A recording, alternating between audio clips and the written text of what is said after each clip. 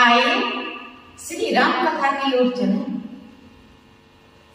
पूर्व में हमने श्रवण किया मेरे प्यारे प्रभु श्री राम ने जयंत को छोड़ दिया, बाली को मार दिया।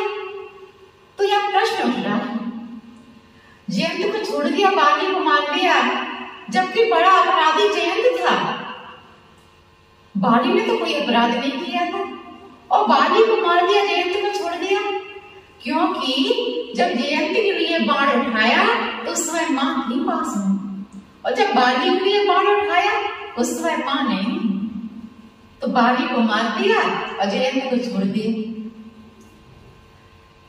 राम कथा में आगे की श्रृंखला में बढ़ रही हूं। प्रभु श्री राम ने कहा कि जब से भरत मिलकर के गए हैं तो आए दिन भीड़ आती रहती है, अब हमको यहां से आगे चलना चाहिए। महात्माओं से हाथ जोड़कर के राम ने आज्ञा मांगी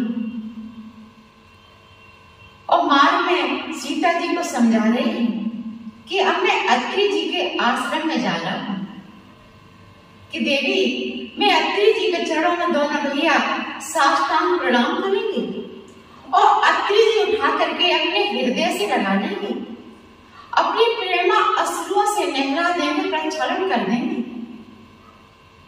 लेकिन अनसुईया मां से मुझे बातचीत मिला है, अनसुईया मां मेरी मां है, तुम अनसुईया मां के चरणों में प्रणाम कर देना।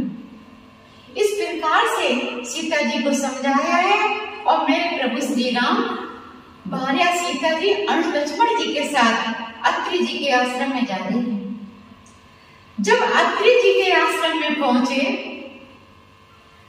और अत्रि जी के चरणों में साष्टांग प्रणाम किया, मानस का दर्शन करा रहे हैं। अत्रि के प्रभु आश्रम में गयो और सुनत महामुनि हर्षित भयो। अत्रि के प्रभु आश्रम में गयो और सुनत महामुनि हर्षित भयो। सुनत महामुनि हर्षित भयो।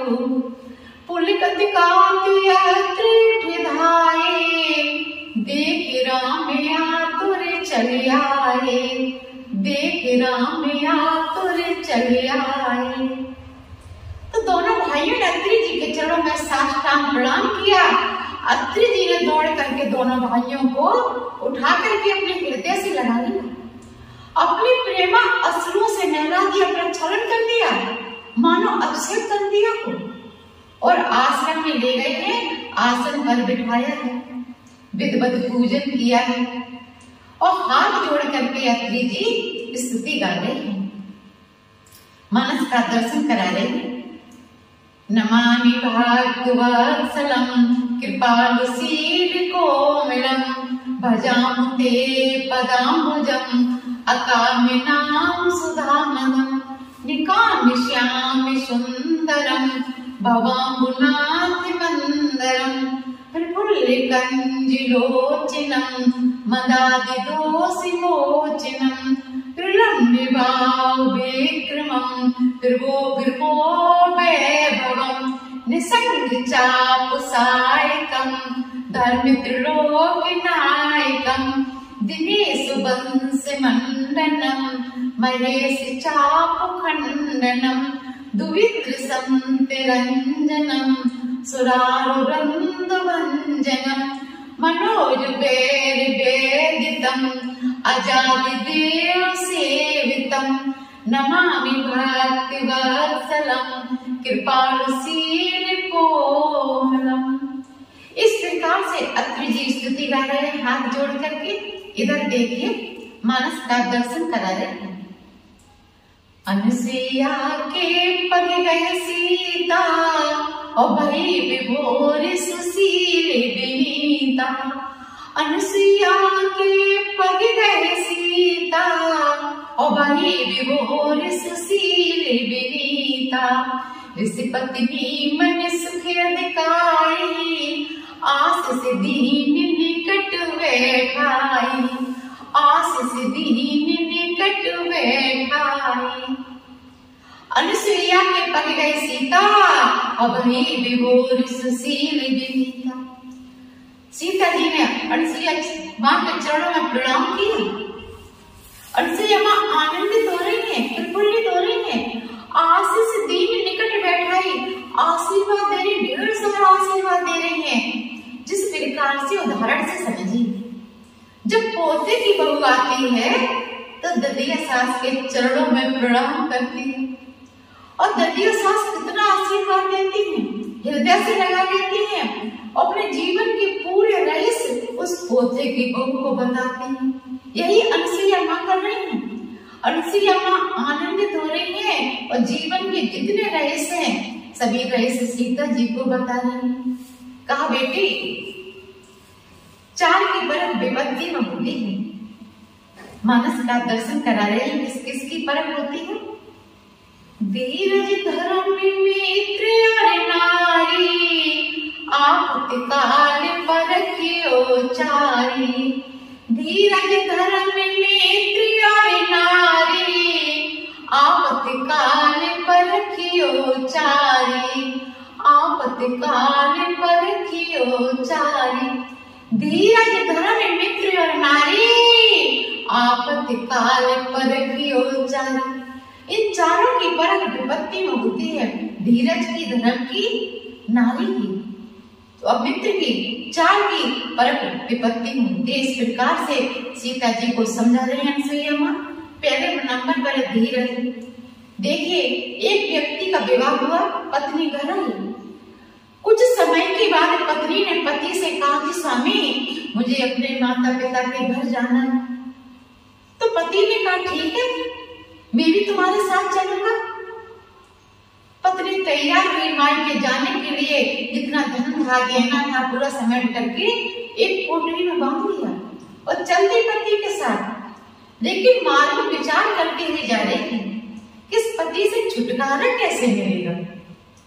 इस प्रकार से मार्ग में विचार करते हुए जा रही है। आगे बढ़ी तो एक कुआं मिला, तो पति से कहा कि मुझे प्यास लग रही है स्वामी। पति ने कहा ठीक है देवी, और उसका पति जल भरने के लिए कुआं पर चढ़ गया। जैसे ही पति कुआं से जल निकालने लगा तो पत्नी ने पीछे से धक्का दिया और पति जाकर के कुआं में गिर गया।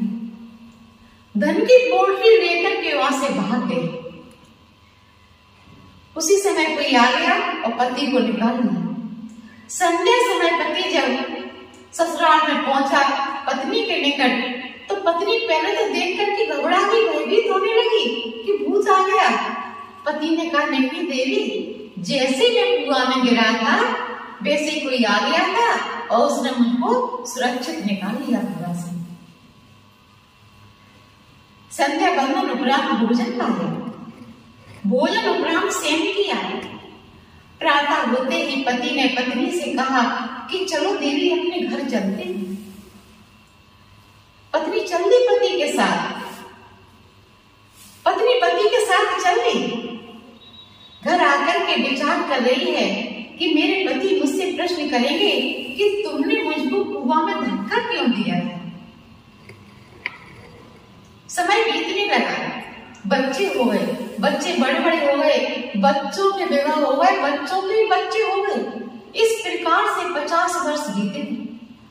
पति ने कोई आज तक प्रश्न नहीं किया, लेकिन पत्नी मनी मन में विचार कर रही है कि मेरे पति मुझसे प्रश्न करेंगे। जब 50 वर्ष बीत गए तो पत्नी ने पति से कहा कि आप मुझसे प्रश्न क्यों नहीं करते। पति ने पूछा देवी कौन सा प्रश्न है।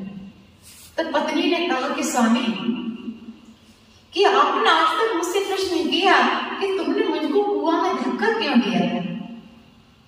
तो पति ने मुस्कुराते हुए सहजता से कहा कि देवी, मैं सत्संग में जाता हूँ, मैं सत्संग श्रवण करता हूँ, सत्संग श्रवण कराता हूँ, और सत्संग में एक ही बात बताई जाती है, धैर्य धैर्य धैर्य। अब देखिए दूसरे स्थान पर धीरज धर्म, दूसरे स्थान पर धर्म आता है। अब आगे की राम कथा कल मैं आपको श्रवण कराऊंगी। तब तक के लिए जय श्री राम, जय सिया